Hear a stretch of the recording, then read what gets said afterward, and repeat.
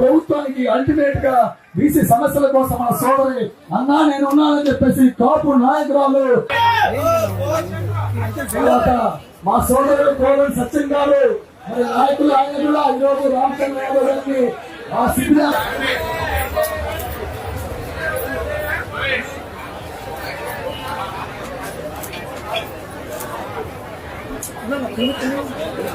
అందరికీ నమస్కారం. ఇవాళ బీసీ హక్కుల కోసం పోరాడుతూ అమర్లా దీక్ష చేస్తున్నారు. 3వ రోజు అయింది.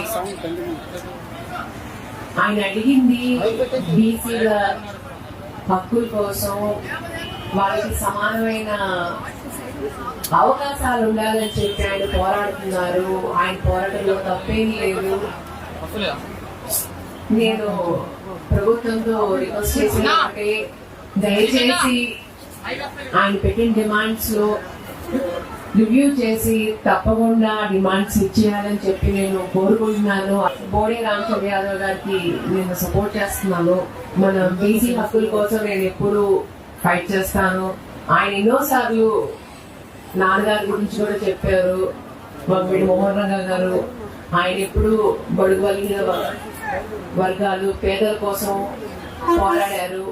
అదే స్ఫూర్తితో ఈయన కూడా ఫైట్ చేయడం చూసి నాకు చాలా ఆనందంగా ఉంటుంది. ఎన్నోసార్లు ఆయన ఇంటర్వ్యూ చూశాను. నాన్నగారి గురించి బ్రహ్మాండంగా మాట్లాడతారు. చాలా గర్వంగా ఉంటుంది ఆయన మాట్లాడినప్పుడు మా నాన్నగారి గురించి. అలాగే ఆయన స్ఫూర్తితో కూడా అందరూ కూడా బీసీలు, ఎస్సీలు, ఎస్సీలు ఎవరైనా కానీ బడుగు బలహీన వర్గాల కోసం మనం పోరాడాలి. ఆయన స్ఫూర్తితో మనం ముందుకు వెళ్ళాలి. ఇవాళ ఈయన చేసే ఈ పోరాటానికి నేను పూర్తిగా మద్దతునిస్తున్నాను.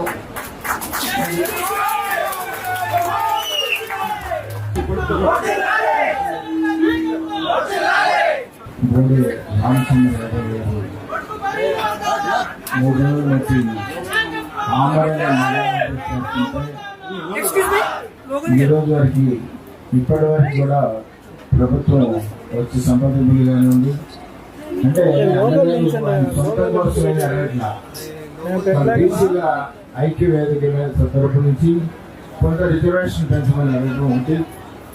రెండోది, అమరావతిలో 50,000 ఎకరాలు, అంటే ఇవాళ అనుకున్నది 50,000 కానీ 2,30,000 ఎకరాలకి ప్లాన్ చేస్తున్నటువంటి టీడీపీ పార్టీ కనీసం బీసీల కోసం 1,000 ఎకరాలు కేటాయిస్తే బీసీల ఐక్య వేదిక ఇంకా అభివృద్ధి చెందాలని చెప్పేసి చెందొద్దని చెప్పేసి, కానీ బీసీలు, కాపులు, ఎస్సీసీ లేకపోతే ఏ ప్రభుత్వం కూడా లేదని చెప్పేసి తెలియజేసుకుంటూ, మరి అన్నగారు 3వ రోజున ఈ రోజు కూడా ఇంకా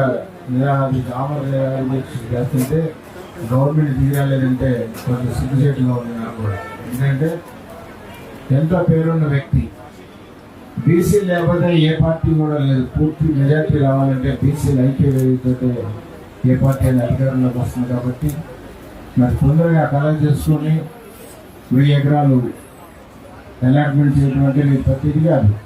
అలానే మరి రిజర్వేషన్ కొంచెం పెంచాలని చెప్పేసి కూడా వారి డిమాండ్స్ ఉన్నాయి. కాబట్టి ఎంతో కొంత రిజర్వేషన్ కూడా పెంచవలసిన అవసరం ఈ రాష్ట్ర ప్రభుత్వానికి ఉందని చెప్పేసి తెలియజేసుకుంటూ, మరి అన్నగారు తొందరగా అన్నగారి కోరికలు నెరవేర్చి తొందరగా ఆయన విరమింపు చేయాల్సిందిగా, ఆయన ప్రాణాలు దక్కించవలసిన అవసరం మనకు ఉంది.